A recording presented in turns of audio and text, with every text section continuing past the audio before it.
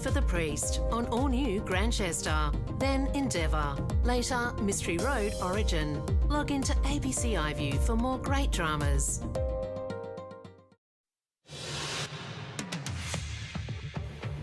Tonight, former US President Donald Trump facing possible prison time over classified documents seized by the FBI. The President of the United States may have violated the Espionage Act. Let that sink in for a while.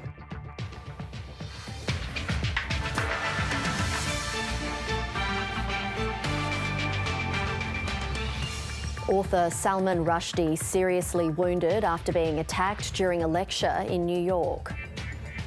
NASA studies WA's pink lakes for clues to extraterrestrial life. And a fiery start for the Dockers and Eagles in Western Derby 55.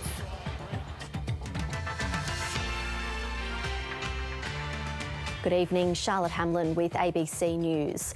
Donald Trump could be facing criminal charges that carry hefty prison sentences. It's now been revealed FBI agents seized at least 20 boxes of files from his Florida home, including material marked top secret. Trump claims he declassified the material before leaving office, but experts say it may not matter, and the former president is in legal jeopardy. North America correspondent Jade McMillan reports. The highly anticipated unsealing of 2 court documents sheds some light on the unprecedented search of a former president's property. The President of the United States may have violated the Espionage Act. Let that sink in for a while.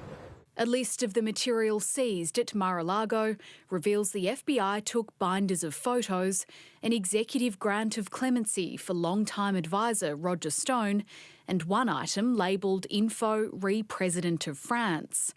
But what's most significant are 11 sets of classified documents, including some labelled top secret. This information, as it is coming across, and we'll know more later, is highly classified, well above top secret. A copy of the search warrant shows the investigation involves possible violations of 3 federal laws, including under the Espionage Act. All are potentially punishable by time in prison.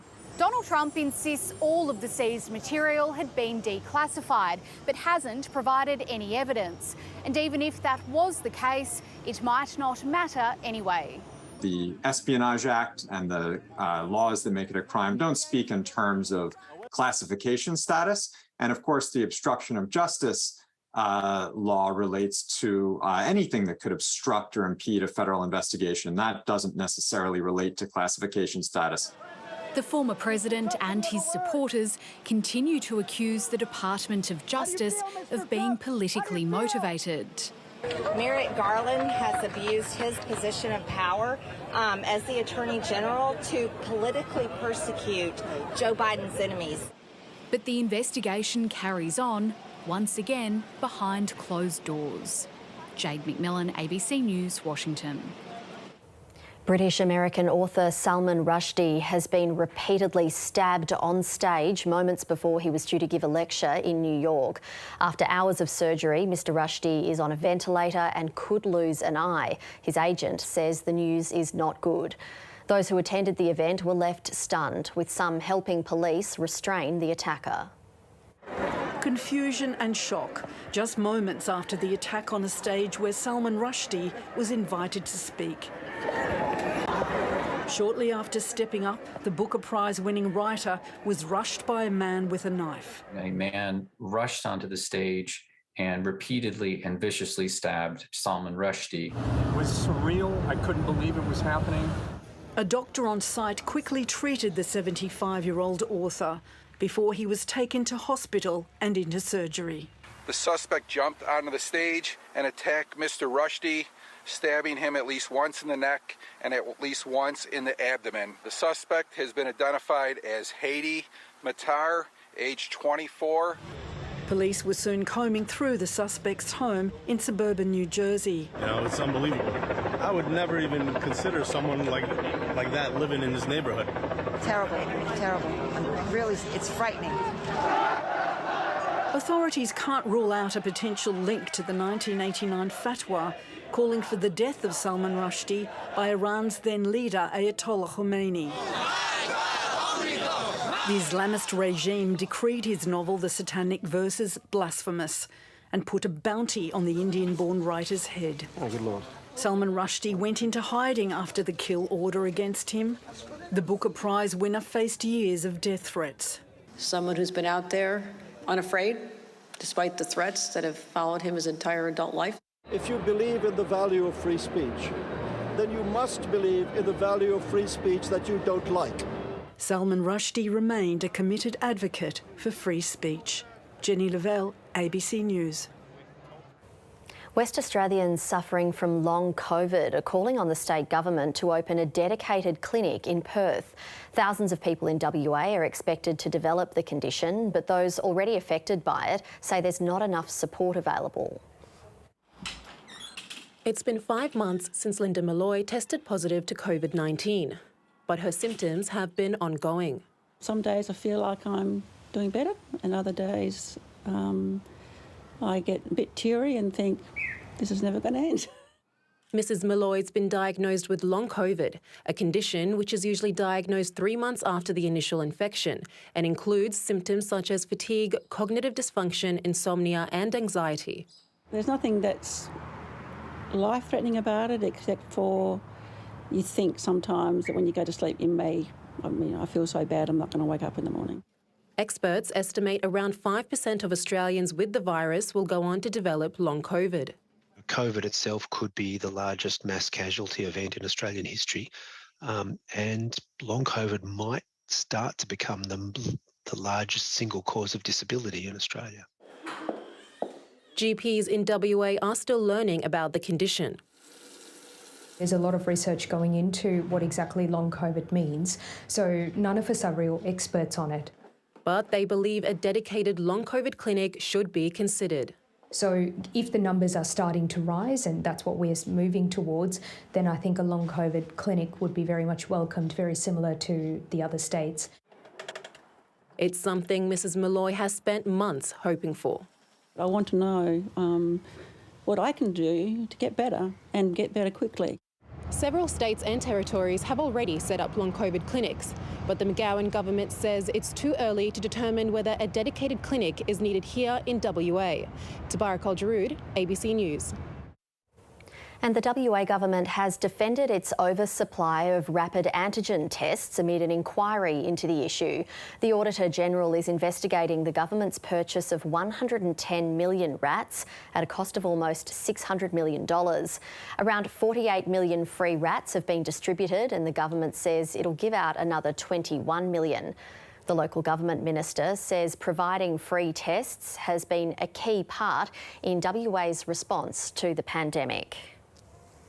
If you remember the East Coast and the scenes of people scrambling, waiting in lines because there were not rat tests available, I'm deeply proud that we have provided free rat tests to West Australians, that it has been part of a world-leading response to COVID. The opposition says the government has overspent on the tests and claims there's been very little scrutiny or oversight in the procurement process. A third case of monkeypox has been recorded in WA. The Health Department says all 3 cases were acquired overseas, with those infected and their contacts being monitored to prevent further spread in the community. There's been an international outbreak of monkeypox, which is usually spread through close skin-to-skin contact. The department is urging anyone with symptoms to isolate and seek medical care. A nationally consistent approach to reducing coercive control in abusive relationships has been agreed to at a meeting of Attorneys General.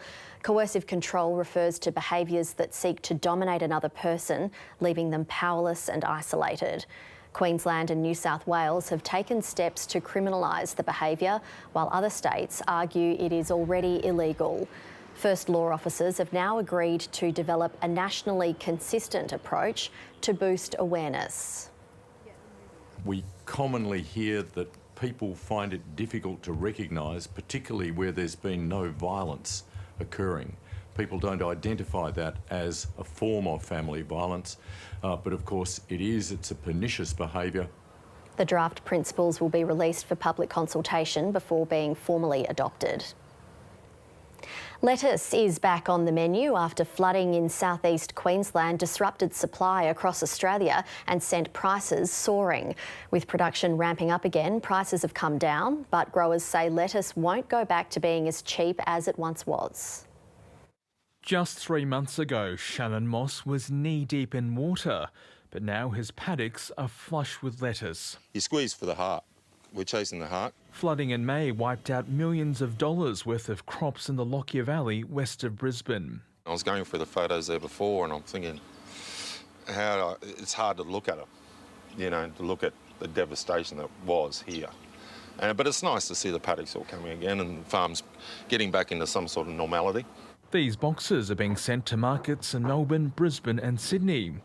And now that shelves are starting to fill up again, prices have almost halved. I think we can afford to eat iceberg lettuce again, $5.99, but they're good size, they've got a bit of weight in them, so they're very good value again. As the weather warms up and growing conditions improve, the price of lettuce is likely to continue to drop, but growers are warning shoppers not to get used to it.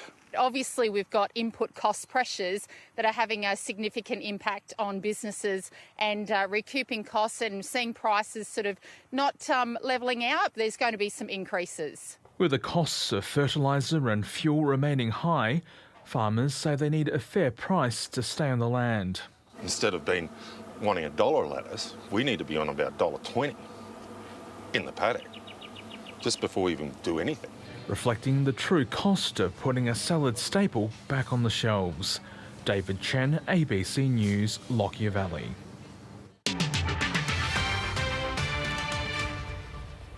It's been an unprecedented summer in England with soaring temperatures and a prolonged dry spell in some regions. It's left parts of the country in declared drought and almost unrecognisable in places.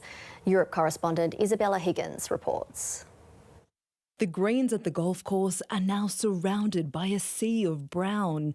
It's been the driest July on record for some parts of England. This is baking hot. Not what we're used to in this country.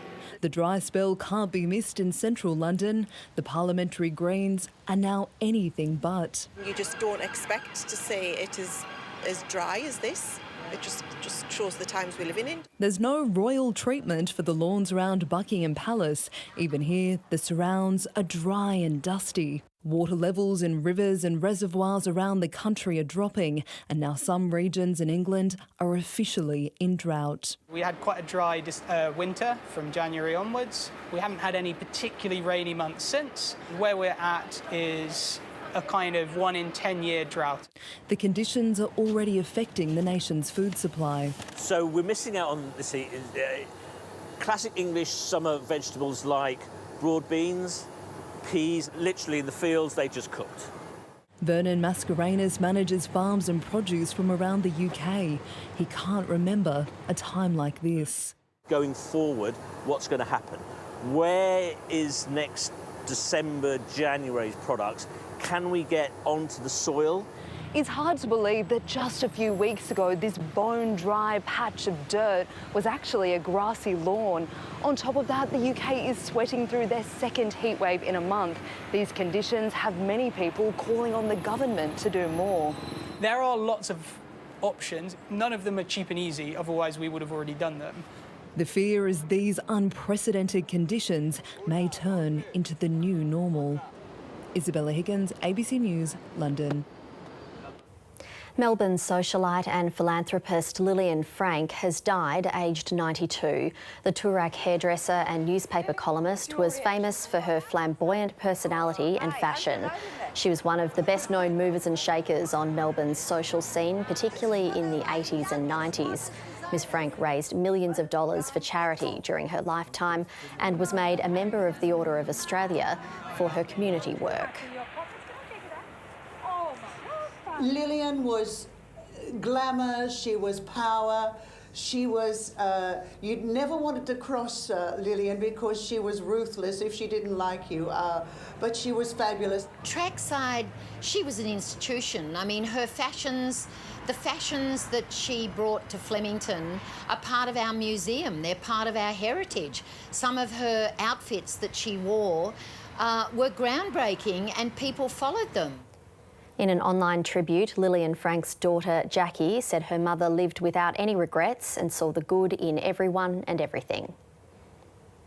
American actress Hesh has died a week after a car crash that left her brain dead. Police have confirmed she was under the influence of narcotics when she crashed her car into a Los Angeles home. The Tony and Emmy-nominated actress got her first major role opposite Johnny Depp in the 1997 film Donnie Brasco. She went on to star in a number of films and began a high-profile relationship with sitcom star and talk show host Ellen DeGeneres. Hesh is survived by her 2 sons. She was 53 years old. NASA researchers on a mission to detect extraterrestrial life are honing their skills in Western Australia. The team has travelled to Lake Warden near Esperance, hoping the Pink Lake can provide clues about signs of life on other planets. This landscape in Western Australia is just as otherworldly as it appears. NASA researchers say it's more similar to Mars than almost any other on Earth. It's the perfect place to hone their skills for hunting extraterrestrial life. We are members of the Oceans Across Space and Time project, which is a program funded by the NASA astrobiology program. And we're out here studying analogs or examples of what we think ancient Mars might have been like. The team travelled from America to study different ways life has marked the Salt Lakes. That could guide searches for extraterrestrial life on other planets. So Western Australia is unique because it has both very, very old rocks, so here in the Yilgarn Craton, somewhere around 2 to 3 billion years old, as well as highly acidic water. And so those two combinations are things that we see on the surface of other planets. So it's really unique. They also turned to local traditional owners for insight. There is a lot of dreaming stories that we can tell them. She helped the NASA researchers with some testing. It's an awesome feeling, but it's been out at the same time. Yeah, we're working together. The researchers will use data gathered in WA to write theses back in America. We're really excited to be here and very happy to be working with everybody. To actually be here, I mean, to be able to see an actual pink lake for my first time, I think it's kind of amazing. An out-of-this-world experience that one day could take them to another world. Emily Smith, ABC News, Esperance. It's time for sport with Tom Wildie and some short tempers at the Western Derby, Tom. It's been a feisty start to Derby 55 Charlotte in a must-win clash for Fremantle when with just pride on the line for the struggling Eagles. Fremantle lead by 10 points early in the third quarter, and here are some of the highlights from the first half. Ryan drives it in, Darling there. Good spoil, Pearce. Darling at ground level. Flicked it up to Langdon. First snap is a goal. Made it look okay with a good pick up in the wet. But then Jones lost it. The turnover could be costly. Sarong lets it fly from long range and skids it all the way through. Spot fires everywhere, and it's the former Freo Docker. And Hugh Dixon with a chance at the goal. He loved it off the boot. All racing in to join into the scuffle. No love lost. West Coast, the underdogs have come with a fighting mentality, and it is right on here. There we go. A couple of minutes here. Fremantle inside 50. Akers took it. The look-away kick. Blake Akers produces a spectacular finish in the wet. The Bulldogs' hopes of a top 8 finish remain alive with a 5-point win over GWS at Docklands. The Kangaroos went down to the Crows by 29 points in Adelaide. Brisbane continued its strong form ahead of the finals with a 15-point win over the Saints at Docklands, while a final quarter fight back saw the Dogs remain a chance to take part in September action for the 4th straight year. The Western Bulldogs needed a win to keep its September hopes alive. For the Giants, a perfect opportunity to play spoiler. In a tight opening quarter, it was the Dogs that held the narrow advantage. Out the back, Waitman. The game soon became one of momentum swings. A 4-goal run had the Dogs in the driver's seat. Minutes later, the Giants would respond. With no margin for error, it was Jamara Ugle-Hagan who kicked the only goal of the final quarter. just enough to get them over the line.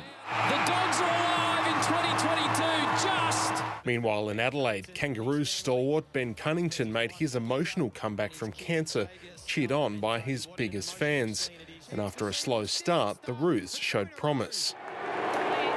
Crows fans don't like it. Kangas will take it.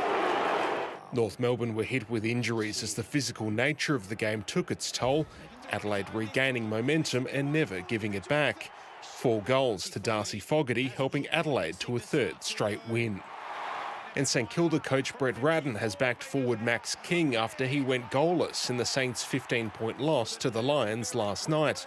King kicked 5 behinds as the team struggled in front of goal, kicking 5 goals 10 after half-time. What I do know is I want Max King in my corner, and he'll be at our footy club for 10 years. And when we look back, we'll be saying what a great player he is and what he's done. The loss continues a frustrating second-half slide for St Kilda, all but ending its finals ambitions. Fraser Fife, ABC News. Geelong has wrapped up top spot on the AFL ladder with a 10-goal demolition of the Suns on the Gold Coast. The Cats kicked 6 of the opening 7 goals to start the game, including 3 from Tyson Stengel, riding that momentum to a 60-point victory. Puts the hammer down. Even his shadow couldn't keep up with him. In a further blow for Gold Coast, forward Sam Day could spend some time on the sidelines, subbed off after injuring his left knee in the 3rd quarter. Isaac Rankin also injuring his shoulder in the 4th. It was Geelong's 12th win in a row, allowing the Cats to secure the minor premiership. Fremantle forward Ebony Antonio has suffered a knee injury on the eve of the AFLW season. Antonio stayed down after crashing into the behind post during a practice match against the Eagles at Fremantle Oval. She was helped from the ground and played no further part in the game. A lightning strike also disrupted the match, forcing the players off the ground before half-time. Ultimately, Fremantle was too good in the wet conditions, winning by a goal. The AFLW season gets underway in 2 weeks. Paddlers and boaties have enjoyed near-perfect conditions for the start of this year's AVON Descent, but there was no shortage of thrills and spills on day one. About 600 competitors took to the Avon River in Northern this morning, winding their way through the 124-kilometre course. But some had an easier ride than others.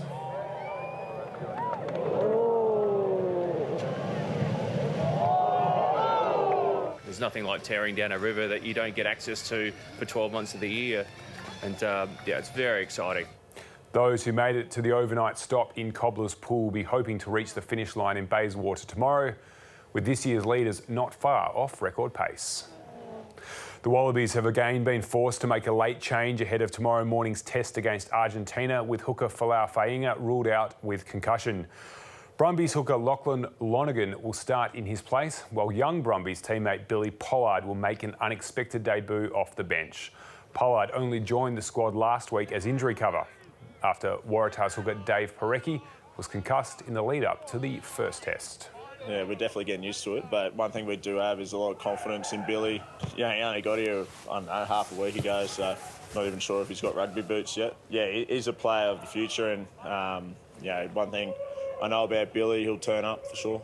The Wallabies are looking for a clean sweep in their Argentinian tour before returning home for matches against South Africa and New Zealand. Nick Kyrgios's hot run of form has been halted, going down in the quarterfinals of the Canadian Open in Montreal. The Australian was beaten by 8th seed Hubert Hurkacz in 3 sets, 7-6, 6-7, 6-1. Kyrgios complained of body soreness through the 2nd and 3rd sets, having played 10 games last week on the way to winning the singles and doubles titles in Washington. He will now gear up for next week's Cincinnati Masters, the final lead-in tournament to the US Open, the final major of the year. It's hoped the next Ash Barty could be discovered in Darwin this weekend, as young Indigenous athletes took to the court for the National Indigenous Tennis Carnival. Lobbing into Darwin. For these players, the love of tennis started from head-outs with family. My dad bought rackets from a little salvo store, like right where we lived, and so basically he gave it a go and we ended up loving it. Even those just starting out are coming to grips with the basics. Hitting the ball. forward throw, I think it's called. If you hit the net, the tennis net, that's a point. Across 25,000 kilometres and 25 communities, Tennis Australia has scoured the continent searching for the next Sunshine Supergirl. The girls do amazing in tennis. You just have to also look at Ash Barty and Yvonne Goolagong. So it's great for the kids to do some tennis like we did with Ash, with Murrujulu kids earlier this year. And the boys too are following in the footsteps of Australia's favourite daughters. I've had a lot to do with Yvonne over the last couple of years. She's been an amazing mentor of mine. She's one of the reasons why I stayed in school. She helped me get a scholarship to Brisbane Boys College in 2019. So, I mean, Yvonne's been a massive part of my life, and I hope she continues to inspire young Indigenous kids around the country for many years to come. For some, the pathway to Rod Laver Arena is now beckoning. There's a few lucky individuals after the Carnival that will be invited to the Australian Open for First Nations Day, and they'll be able to participate in further tournaments there. The next generation of Australian greats hitting it off on centre court. Oliver Chaseling, ABC News, Darwin. In the NRL, it's been an emotional afternoon for the Cowboys, with the club playing its first game since the death of premiership winning coach Paul Green. But the Roosters got the better of North Queensland, winning 32 points to 18. The rugby league world is mourning the loss of Paul Green. The former halfback played for and coached at the North Queensland Cowboys and the Roosters, and it was the tricolours dominating early with back-to-back tries. Radley's shot launches over. North Queensland barged its way over to stay in the contest. Lucky for the corner, big and strong and score. But the Roosters couldn't be contained, winning their 5th game in a row. It's not just a great day for the Wingers. The Rabbitohs are shaping as a genuine title contender. Oh, the beautiful hands, Kalamatagi Thompson scores. Brilliant. Souths kept Parramatta scoreless, winning 26-0 in Western Sydney. Mitchell the cutout, Johnston scores. Probably our most ruthless performance, I'd say. Ruthless and relentless sums up the rampaging form of Latrell Mitchell. Back it goes to Mitchell. Oh, he's tearing him apart, Latrell. He's not your stereotypical fullback. He's a guy that can do things that not many players can. The Eels' inconsistent season continues. Parramatta slumped to 6th position on the ladder. We didn't go to the contest through the middle of the field physically. They just rolled us too easily. The genius of a veteran warrior sealed victory against the Bulldogs. Straight through them, throws a dummy. Sean Johnson, he winds back the clock. New Zealand scored 3 tries in the final 6 minutes to win 42 points to 18. Michael Rennie, ABC News. And Charlotte, that is the latest in sport for this Saturday. Thank you, Tom. To the weather, and after yesterday's sunny reprieve, it was right back to wintry weather for Perth today, including a hailstorm in the southern suburbs at lunchtime. Right now in the city, it's 13 degrees and the humidity is 85%. And all that cloud kept it warmish overnight in Perth, dropping to 11 degrees just before 11 p.m. We hit a top of 18 around 3:45 this afternoon. It got down to -3 degrees at Ayr, while the highest maximum was 36 at Wyndham Airport and Columbaroo. To the satellite, you can see all the cloud coming in from the west with a cold front and a trough, bringing today's gusty showers and a few thunderstorms, but it's generally cloud-free and dry for the rest of the state. A ridge of high pressure over eastern parts of the state is moving to the east, and a new weak high pressure system will head across the south tomorrow. The cold front about the west coast will move inland tonight and weaken, but another is expected to approach the coast on Monday. Around the country tomorrow, partly cloudy in Sydney, a few showers developing in Melbourne and a shower or two for Adelaide and Canberra, possible heavy rain in Hobart and sunny in Brisbane and Darwin.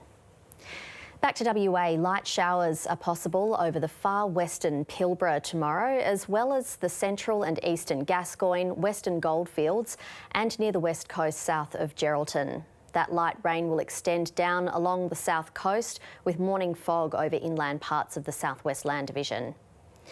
Perth is looking like it'll get another little break from the rain tomorrow, partly cloudy with the chance of early fog about the hills and light winds, a top of 19 after an overnight low of 9. Sunrise will be at 8 minutes to 7, setting at 10 minutes to 6. Then showers increasing on Monday. They're most likely in the late afternoon and evening with the chance of a thunderstorm, a top of 23. Heavier rain on Tuesday, up to 35 millimetres. Showers continuing through the week, but they will start to ease off. And that's ABC News for this Saturday. Stay up to date with ABC News Online. Thank you for your company. Good night.